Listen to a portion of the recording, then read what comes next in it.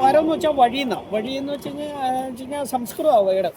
അപ്പം ഹരി എന്ന് വെച്ചാൽ വിഷ്ണുവിലേക്കുള്ള യാത്ര ഇവിടുന്ന് തുടങ്ങുന്നത്, ഹരിദ്വാറിൽ നിന്നാണ് തുടങ്ങുന്നത്. അപ്പം ബദരീനാഥിലോട്ട്, ബദരി വിഷ്ണുവാണ്, നമ്മൾ വിഷ്ണുവിലോട്ടുള്ള യാത്ര. ഹരദ്വാരം എന്നും പറയും. ഹരൻ എന്ന് വെച്ച് കഴിഞ്ഞാൽ ശിവന്. അത് കഴിഞ്ഞാൽ കേദാർനാഥിലോട്ടുള്ള വഴിയും ഇവിടുന്ന് തന്നെയാണ് തുടങ്ങുന്നത്. അതുകൊണ്ട് ഹരദ്വാരം എന്നും ഇതിന് പറയും, ഹരിദ്വാറിന്. പിന്നെ ഹരി എന്ന് പറഞ്ഞു കഴിഞ്ഞ് കഴിഞ്ഞാൽ ഭഗവാൻ ഈശ്വരൻ എന്നാർത്ഥം.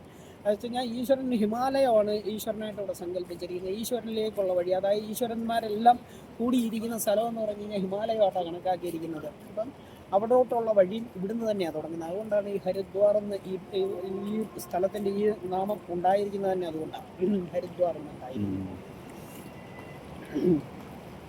ഋഷികേശിന് ഈ പറയുന്ന പ്രാധാന്യമൊന്നുമില്ല. ഋഷികേശ് എന്ന് പറഞ്ഞു കഴിഞ്ഞ് കഴിഞ്ഞാൽ ഈ ശ്രീരാമചന്ദ്രനും ലക്ഷ്മണനും ഒരുപാട് യുദ്ധങ്ങളൊക്കെ ചെയ്യുന്നുണ്ട്, ഒരുപാട് യുദ്ധങ്ങൾ. ആ യുദ്ധങ്ങൾ ചെയ്തതിനകത്ത് എന്നാ വെച്ചാൽ ഈ ഓരോ അസ്ത്രം എന്ന് പറയുന്ന ഓരോ ബോംബാണ്. അപ്പോൾ അതിനകത്ത് ഈ ബോംബ് അവരങ്ങോട്ട് ഇട്ട് കഴിഞ്ഞ് നല്ലതും പോവും ചീത്തയും പോവും. അങ്ങനെയൊന്നുമില്ല. അതിന് നല്ലതൊന്നും ചീത്തയെന്നൊന്നും തിരിച്ചറിയാൻ പറ്റത്തില്ല. അതിനകത്ത് നല്ല ആൾക്കാരും ഉണ്ടാവും, ചീത്ത ആൾക്കാരും ഉണ്ടാവും. അവരെല്ലാം ചീത്ത ആൾക്കാരെയാണ് നമ്മൾ ഉദ്ദേശിച്ചുകൊണ്ടായിരുന്നെങ്കിലും അതിനകത്ത് നല്ലതും.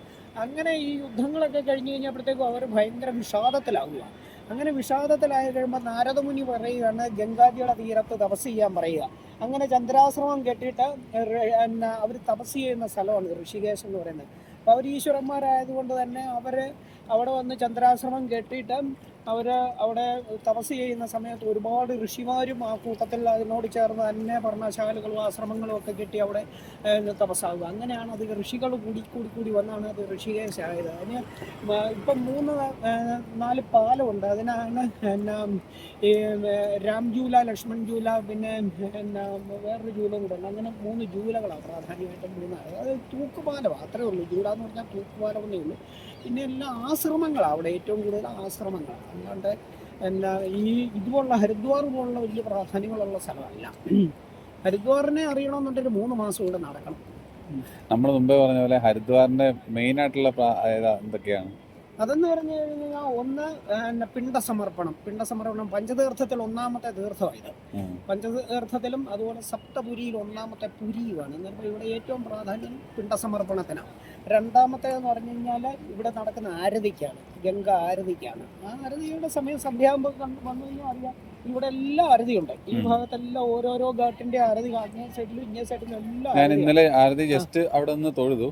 ഇന്നിപ്പോ ആരതി ചെയ്യണമെന്നുണ്ട്, അതാണ് ഞാൻ മുമ്പേ പറഞ്ഞത്. ആരതി ചെയ്യണമെന്നുണ്ടെങ്കിൽ ഇവിടെ സാറിന് ചെയ്യണമെന്നുണ്ടെങ്കിൽ അവരോട് പറഞ്ഞാൽ മതി. അവർക്കൊരു ദക്ഷിണ കൊടുത്തു കഴിഞ്ഞ് കഴിഞ്ഞാൽ സാറിനെ കൊണ്ട് അവർ ഒഴിയും. ആരതി കഴിഞ്ഞാൽ പിന്നെന്താ പ്രത്യേകത? ആരതി നമ്മുടെ ഈ ഹർക്കിപ്പൊടിയിലാണെന്നുണ്ടെങ്കിൽ അവിടെ ഒരുപാട് പുരാതനമായിട്ടുള്ള ശിവന്റെ വിഗ്രഹങ്ങളുണ്ട്. അവിടെ ഒരുപാട് പുരാതനം എന്ന് പറഞ്ഞു കഴിഞ്ഞു കഴിഞ്ഞാൽ സാറിപ്പോൾ ചെയ്യുന്ന തൊഴിലിന്റെ ദേവനാരാ? വിശ്വകർമാവ്. ആ വിശ്വകർമാവ് പ്രതിഷ്ഠിച്ച ശിവൻ തൊട്ടുണ്ട് അവിടെ. ശിവൻ തൊട്ടുണ്ട്. ആൾക്കാർക്ക് അധികം അറിയത്തില്ല. ആ ശിവൻ പ്രതിഷ്ഠയുണ്ട് അവിടെ.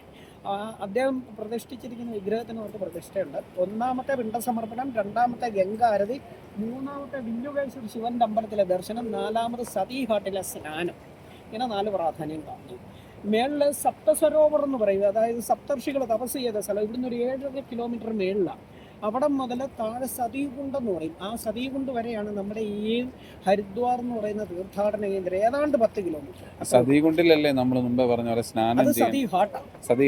അത് സതീഘാട്ടാണ്. ഇത് സതീകുണ്ടെന്ന് പറയും. അതെന്ന് പറഞ്ഞു കഴിഞ്ഞാൽ ഇവിടുന്ന് അക്കരെ വരെ വരുന്നതിനെക്കാട്ടി ദൂരത്തിലുള്ള ഒരു വലിയൊരു ചതുരമുണ്ട്, ഒരു കുളം പോലത്തെ ഒരു ചതുരമുണ്ട്. വെള്ളമൊന്നുമില്ല. അതായിരുന്നു അന്നത്തെ ദക്ഷൻ ഉപയോഗിച്ചിരുന്ന ദക്ഷന്റെ കുണ്ഡമാണ്, ഹോമകുണ്ഡമാണ്.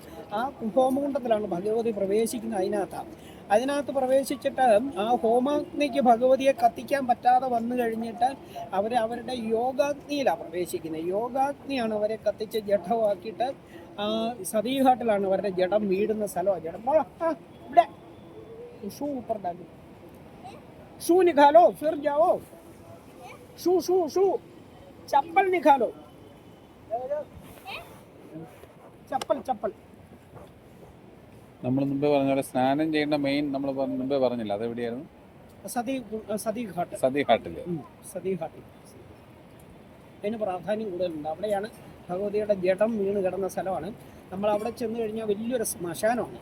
ആ ശ്മശാനം എന്ന് വെച്ച് കഴിഞ്ഞാൽ 36 പേർക്ക് ഒരേ സമയത്ത് ദഹനം നടക്കുന്ന വലിയ ശ്മശാനമാണ്. അപ്പോൾ ആ ശ്മശാനത്തിൽ ചെന്ന് കഴിഞ്ഞ് കഴിഞ്ഞാൽ ആദ്യം കാണുന്ന ജഡം കണ്ടു തൊഴുക. ആ ജഡം കണ്ടു തൊഴുത് കഴിഞ്ഞാൽ ആരാണെന്ന് പോലും നമുക്കറിയത്തില്ല, ആരാണെന്ന് പോലും അറിയത്തില്ല. അവരെ കണ്ടു തൊഴുത് അവിടെ നമസ്കരിക്കുക, അവിടെ പ്രദക്ഷിണം വെച്ച് അവിടെ നമസ്കരിക്കുക. അത്രയേ ഉള്ളൂ ജീവിതമെന്ന് നമുക്ക് അവിടെ ചെല്ലുമ്പോൾ മനസ്സിലാകും. എന്നിട്ട് അവിടുത്തെ ആ നദിയിൽ ഗംഗാജിയിൽ ഇറങ്ങി കുളിക്കുക. അവിടുന്ന് മേളിൽ നിന്ന് ഞാൻ പറഞ്ഞില്ലേ ഈ സപ്തസരോവർ എന്ന് പറയുന്ന അവിടുന്ന് നമ്മൾ താഴോട്ട് വന്നു കഴിഞ്ഞാൽ അവിടുന്ന് നമുക്ക് ജീവിതം കാണാൻ തുടങ്ങും. അവിടെ തൊട്ട് നമ്മുടെ ജീവിതങ്ങൾ പല വർണ്ണങ്ങളും പലതരത്തിലുള്ള ചിന്തകളും പല സംസ്കാരങ്ങളും എല്ലാം കടന്ന് ഈ സതീഘാട്ടി വരും. സതീഘാട്ടി വരുമ്പോൾ കഴിഞ്ഞു, അതോടെ തീർന്നു. അവിടെ വന്നു കഴിയുമ്പോൾ നമ്മളൊന്നും അല്ല എന്ന് അവിടെ മുങ്ങി പൊങ്ങുമ്പം നമുക്ക് മനസ്സിലാകും നമ്മളൊന്നും അല്ല എന്ന് നമുക്ക് മനസ്സിലാകും. നമ്മൾ വെറും സീറോ ആണെന്ന് അവിടെ വെച്ച് മനസ്സിലാകും. ഇത് ജഡം കൊണ്ടാണ് നമ്മൾ ഈ നടക്കുന്നത് നമുക്ക് മനസ്സിലാവും.